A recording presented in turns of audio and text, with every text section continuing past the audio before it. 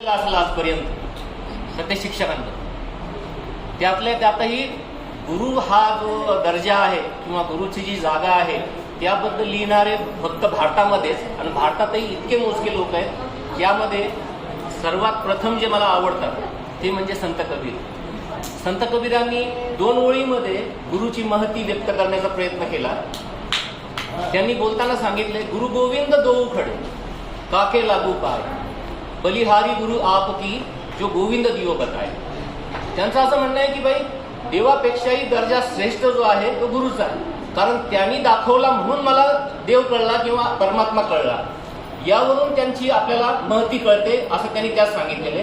आणि हे लिखाण भारताव्यतिरिक्त जेवढे मी वाचण्याचा प्रयत्न केला आजपर्यंत मला कुठं कळलं नाही की भारताबाहेर मोठे मोठे विद्वान होऊन गेले ज्यांचा आपण भारतामध्ये अभ्यास करतो, पण त्यातल्या कोणत्याही यांनी गुरुला त्यांच्या महत्त्व देण्याचा प्रयत्न केला नाही किंवा गुरुची महती गायली नाही किंवा लिहिली नाही. आपल्या भारताचा जर विचार केला आपण की गुरुची महती काय असते, गुरु कसा घडवू शकतो, 2च लोक आयुष्य घडवू शकतात, एक तर आई वडील आणि दुसरे तुमचे गुरु.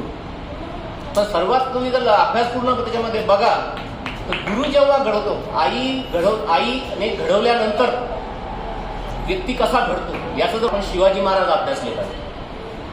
कारण त्यांना सर्वात प्रथम त्यांची गुरु जिजाबाई होत्या, त्यानंतर त्यांना समर्थ रामदास आणि संत तुकाराम महाराज यांचा जो हे लाभला सहवास लाभला, त्यामुळे त्यांनी स्वराज्य निर्माण करून दाखवलं.